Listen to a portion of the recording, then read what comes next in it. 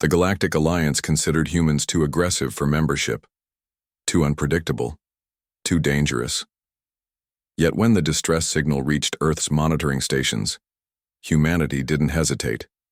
Lieutenant Anna Reed squinted at the holographic display as the small rescue vessel approached the coordinates. The signal originated from an uncharted asteroid belt in neutral space, precisely the kind of place smugglers and pirates preferred. "Anything on sensors, Tom?" she asked her navigator. Tom Miller shook his head. "Just debris and that faint energy signature we've been tracking. Whatever's broadcasting is running on minimal power." The 6-person crew of the Mercy represented Earth's Interstellar Rescue Corps, a division that operated despite the Galactic Alliance's restrictions on human expansion. The Alliance might consider humans too volatile, but they couldn't deny humanity's determination to help those in need regardless of species. "There," said Elena, their sensor specialist. "That's definitely a ship, or what's left of one." The view screen displayed a small vessel, its hull breached in multiple places. It drifted aimlessly among asteroid fragments, tumbling slowly in the void. "Tark signature engines," observed Kai, their engineer. "Looks like a personal transport, probably caught in a collision with the asteroid fragments," Anna nodded. "Any life signs?" "One," Elena confirmed. "Very faint. Definitely not Tark physiology, though. Reading suggests possibly Luma?" The Luma were a peaceful bioluminescent species from the Cygnus sector. They rarely ventured far from their homeworld. Finding one here was unusual. "Prep for retrieval," Anna ordered. "Full medical kit, and somebody wake up Doc." 20 minutes later, they had secured the damaged vessel with magnetic clamps. Kai and Anna, sealed in their EVA suits, entered through one of the hull breaches. The interior was dark, illuminated only by their helmet lights and periodic emergency flashes from a damaged console. The ship's gravity was offline, and loose items floated freely in the cabin. "Life support's been offline for at least 30 hours, Kai noted, checking his scanner. "Temperature's just above freezing." "Life sign?" Anna asked, scanning the debris-filled cabin. "Forward compartment." They navigated carefully through the wreckage. In the pilot's compartment they found her, a young Luma female, perhaps the equivalent of a human teenager.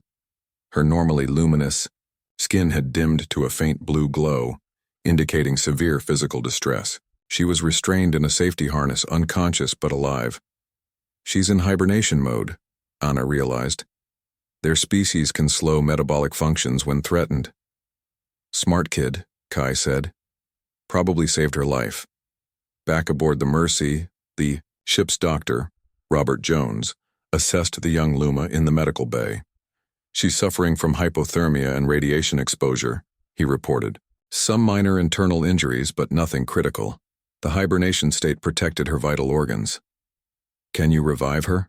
Anna asked, already administering the stimulants. "She should regain consciousness within the hour."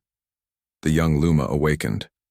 With a startled luminous flash, her skin pulsing bright blue with fear. Her large pupilless eyes darted around the unfamiliar surroundings. "You're safe," Anna said gently, keeping her distance. "We received your distress signal." The Luma's glow dimmed slightly as she assessed her rescuers. She spoke in halting galactic standard. "You are humans?" "Yes, I'm Lieutenant Reed of Earth's Interstellar Rescue Corps. This is our medical officer, Dr. Jones." The Luma seemed confused. "But humans, not Alliance." "No, we're not," Anna confirmed. "But we help anyone in need, Alliance or not." The young Luma's name was Neri.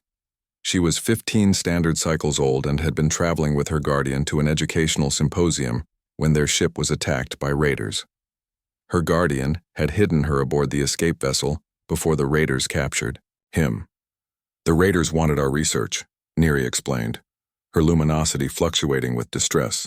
"My guardian is a biologist studying rare cellular regeneration. They will force him to work for them." Anna exchanged glances with her crew. Pirates kidnapping scientists for biological research suggested something far worse than simple theft. "You hear where they were taking him?" Tom asked. Neri's skin pulsed. "Outpost station in the Vega Quadrant." The crew fell silent. The Vega Quadrant was notorious, a lawless region controlled by a criminal syndicate that the Alliance refused to challenge. We should contact the Alliance, Elena suggested. This is their jurisdiction.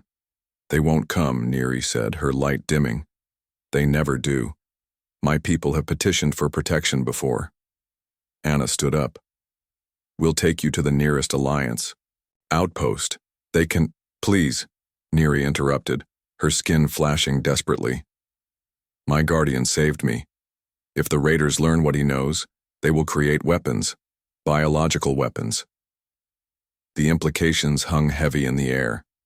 The Alliance considered humans too aggressive, yet they allowed criminal syndicates to operate unchecked in their territory. This isn't our fight, Tom said quietly. Anna's jaw tightened. It became our fight when we answered that distress call. Within hours, the Mercy changed course for the Vega Quadrant. The rescue vessel wasn't built for combat, but humans had always been inventive when necessary. Using Neri's genetic signature, they tracked her guardian to a processing facility on an artificial asteroid. While the facility had defenses against large military vessels, they never expected a small rescue ship to approach openly. They think we're bringing supplies, Kai noted as they docked without challenge. What followed demonstrated why humans had a reputation across the galaxy. The 6-person crew executed a precision infiltration, using non-lethal tactics to neutralize guards and locate Neri's guardian. When cornered, they fought with a ferocity that stunned their opponents.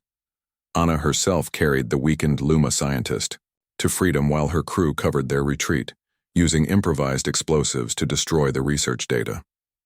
3 days later, at the edge of Alliance space, they transferred Neri and her guardian to a Luma diplomatic vessel.